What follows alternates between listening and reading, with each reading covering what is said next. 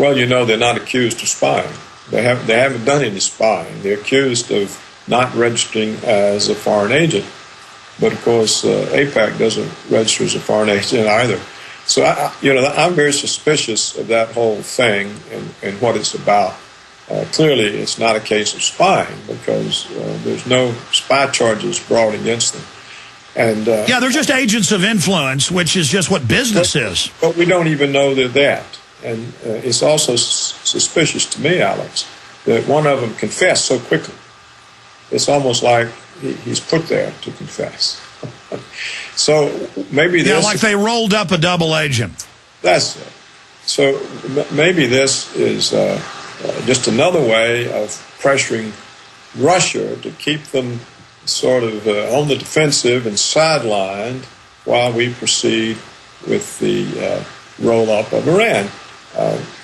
Maybe that's the explanation, because it was very strange to have the Russian president here meeting with Obama in the White House, and the Russians are falling all over themselves trying to have good relations with us, despite us putting missile bases in Poland and everywhere else, surrounding them and turning Georgia into... Yeah, there's new press reports of more than 10 U.S. bases being covertly built all around Russia. And this hoax, I've had neocons say that I'm a liar and that Russia did attack Georgia. I mean, even the CNN had to admit later, and Fox, that indeed Georgia had attacked South Ossetia and that was all a hoax. I mean, it's incredible the baloney the American people are fed. I mean, I'm not for Russia. I'm an American.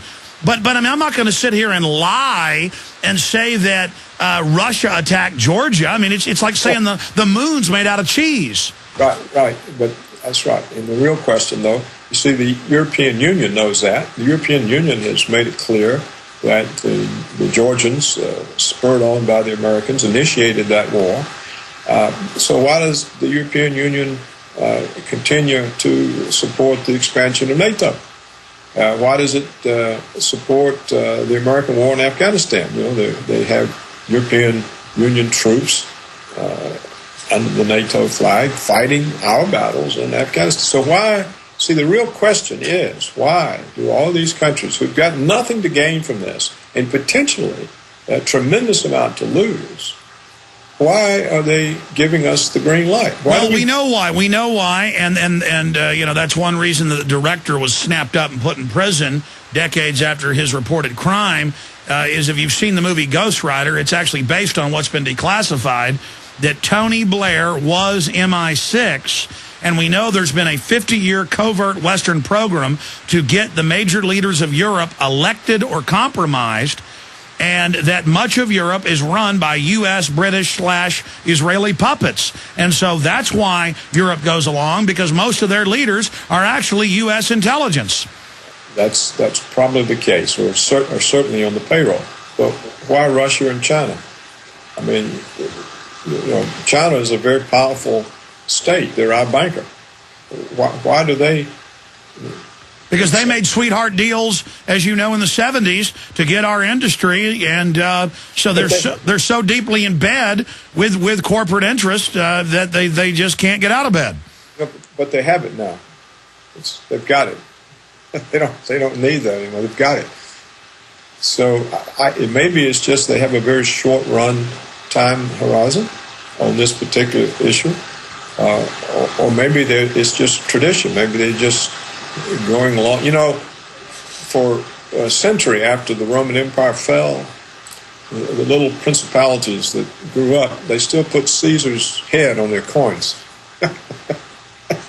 Because otherwise they thought people wouldn't trust the money.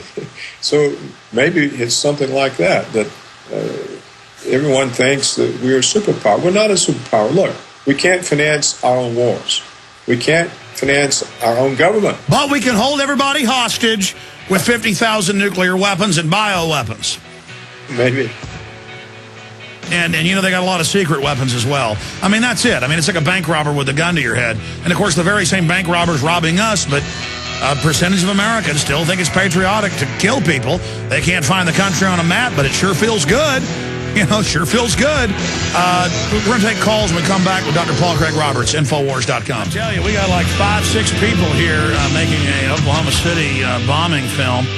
And I've interviewed most of them in the past before, great researchers. We'll try to get all 3 of them in here off and on during the next hour that's coming up. Dr. Paul Craig Roberts will be with us for 5 minutes in the next hour. I want to get to Jeff, Damon, George, Kyle, Scott while he's on with us in these next 2 short segments. But real fast, Dr. Paul Craig Roberts, what's your take on the Gulf oil spill and the media being told they can't film or interview people and federal felonies, and now the Coast Guard is our boss on land? It seems like any excuse government gets, it just stomps all over our rights, like Katrina with the gun confiscation. That's right. I mean, what else can you say about it? And what is going on that they don't want us to know? It's amazing. I don't know. I don't have any answer for that. I suppose they're just getting us used to accept illegal orders. It's like if you fly, you get searched without warrants. They're just getting us used to living in a police state, I suppose. I don't know what else it is. No, that's it. It's disgusting. We've got to say no. Let's talk to Jeff in New Hampshire. You're on the air. Thanks for holding. Hi, Alex. How you doing? I just want to say right off the bat that you are the voice of our founding fathers in the 21st century. Well, thank you. I'll try my best, sir. What's on your mind? Well, basically, listening to you talk to Dr. Roberts, I had a question. Being someone who has been educated, has a degree in history, I did a bit of research, and I found that the 16th Amendment wasn't properly ratified. I mean, here in New Hampshire, there's no record that the state even ratified it at all. No, I've looked into that. I mean, it really wasn't ratified. Another fraud, another hoax to give us the income tax, and we built this country without it. What's your question for Roberts?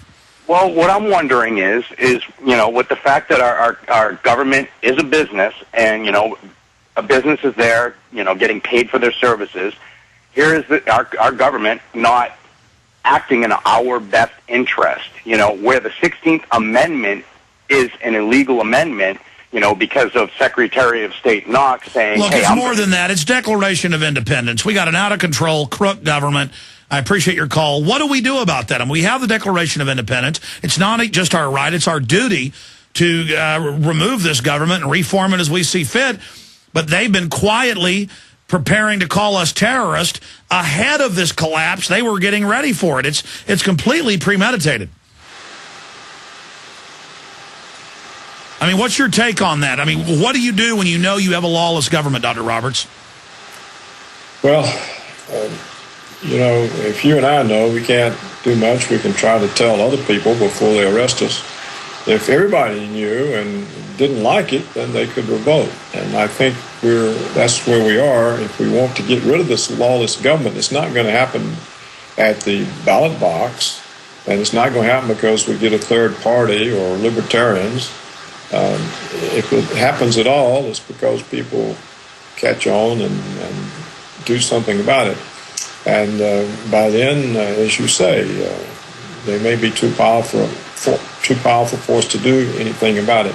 The caller is appealing to the law. And he's saying, look, this income tax it's not legal. It wasn't ratified. It's still unconstitutional, and yet we've had it for almost 100 years. And how can that be? Well, we don't have any part of the Constitution. We have habeas corpus.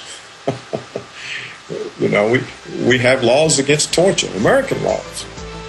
It's lawlessness. And there's nothing you... No, I mean, that's it. We don't just have a corrupt government, folks. We have a premeditated, lawless criminal group that is breaking and violating laws to set precedents. They are dominating us. They are enforcing their will of evil upon us. Back in 70 seconds, we'll jam in a few more calls for Dr. Paul Craig Roberts. We'll be right back.